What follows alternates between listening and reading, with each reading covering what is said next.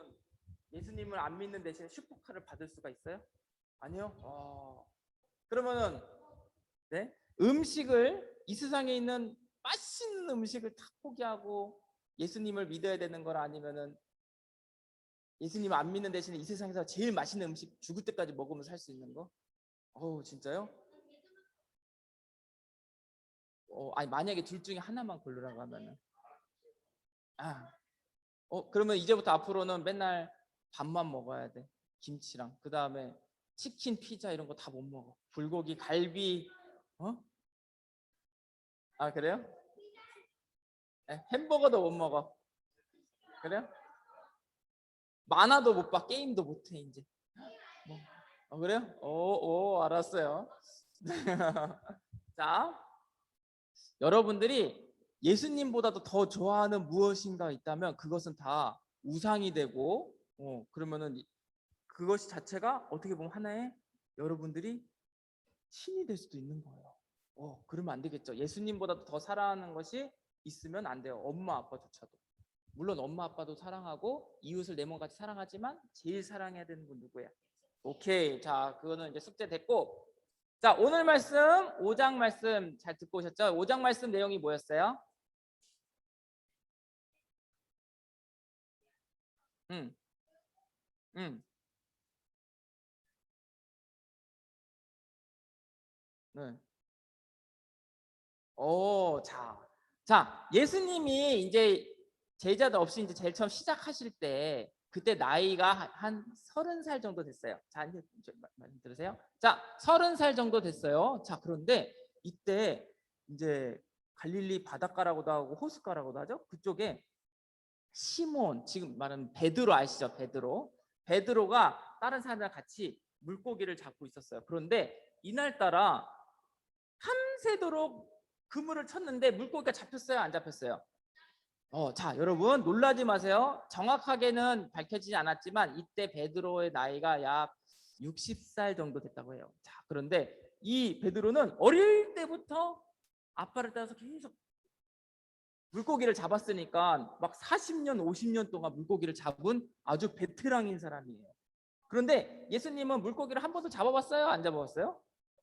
물론 성경에서는 예수님은 물고기를 한 번도 잡은 적이 없습니다라고 적혀 있진 않았지만 근데 예수님은 그래도 그쪽 분야에서는 잘 아시는 분이에요? 모르는 분이에요? 모르는 분이죠. 자, 그런데 3, 40년 동안 아주 여기 갈릴리에 대해서는 아주 빠삭하게 알고 있는 최고의 어부가 물고기를 잡았는데 못 잡았어. 그런데 갑자기 젊은 사람이 나타나서 저쪽에 가서 그물을 던져보세요 했는데 그렇다면 다른 사람들은 보통 어떻게 행동을 할까요?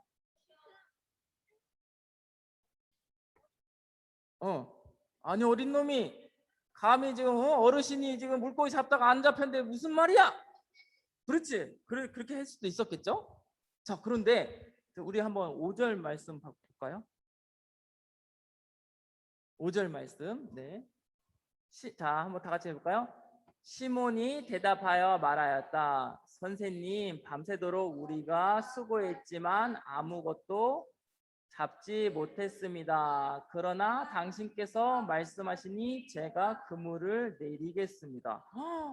자, 여러분, 이 말씀이 지금 얼마나 대단한 말씀인지 몰라요. 자, 예를 들어서 자, 누구를 예를 들어볼까? 자, 우리 서동훈 목사님이 이제 찬양을 막 이렇게 작곡을 하는데 오늘따라 작곡이 안 돼. 그런데 갑자기 어린 예성이가 오더니 목사님 그거 A키 말고 C키로 해보세요. 자, 이거 너무 어려운 건가? 아무것도 음악을 모르는 사람이 와서 막 그렇게 하면은 듣는 전문가 입장에서는 되게 마음이 힘들고 어이가 없겠죠. 자, 그런데 요번에 베드로의 반응은 예수님께 선생님 이랬어요. 여러분 예수님한테 선생님이라고 했는데 여러분 이때 예수님은 그 시대에 어떤 분이었을까요? 사람들 사이에서. 어. 자, 예수님이 회당에 다니시면서 말씀을 전하셨었어요. 그렇죠? 그런데 여러분, 말하자면 회당이면 지금 교회라고 생각하면 되는데, 교회에서 아무나 가가지고 설교할 수 있어요?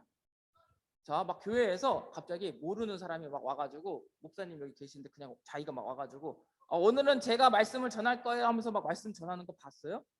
어. 그런데 그럼 그 시대에도 회당에서 예수님이 말씀 전할 때 아무 사람이었을까?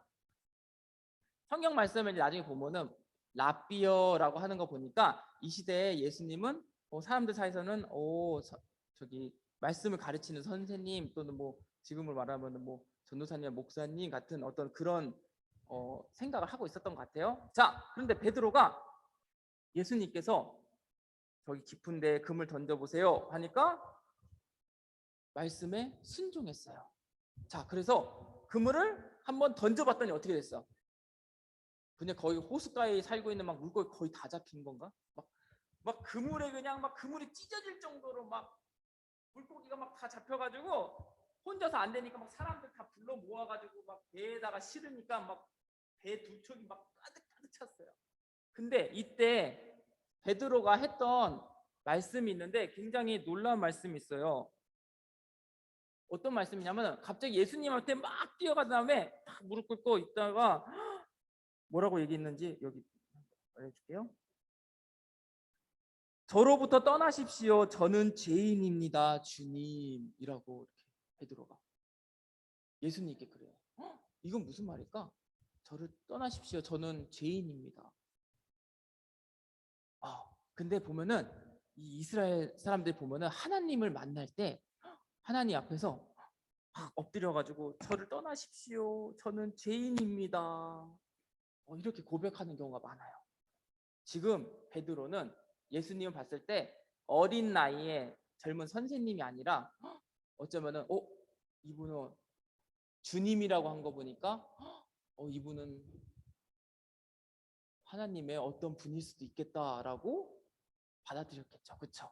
물론 아직 이분이 하나님이시다라고는 아니지만 이분이 하나님의 분이다라는 거는 아마 깨우쳤을 거예요. 자, 그럼 이제 우리가 여기서 이제 알아야 될 건 뭐냐면은 여러분, 하나님의 말씀에 우리에게 왔을 때 또 어떤 분이 하나님 말씀을 전했을 때 내가 이 분야에서 최고인데 나의 생각과 나의 경험과 맞지 않는 말을 들었어. 그런데 하나님의 말씀과 우리의 경험 중 우리의 지식 중 어떤 게 더 최고겠어요? 하나님의 말씀. 그렇죠? 내 생각이랑 다른데 지금 이때는 이렇게 하면 안 되는데 하나님은 이렇게 하라고 하시네. 자, 이럴 때 여러분 우리는 어떻게 해야 돼요? 내 생각과 다른 하나님의 말씀을 들었을 때 순종해야 돼요. 자, 여러분 이 순종하는 게 너무나도 어려운 일이에요. 여태까지 지금 내가 살아와가지고 내가 몇십 년 동안 이렇게 했는데 요건 아닌데. 자, 여러분 이런 순간이 왔을 때, 어려운 순간이 왔을 때 하나님의 말씀을 들었으면 우리는 뭐 해야 돼요? 하나님의 말씀에 순종해야 돼요. 자, 물론 이거는 어려운 일이에요. 쉽지 않아요.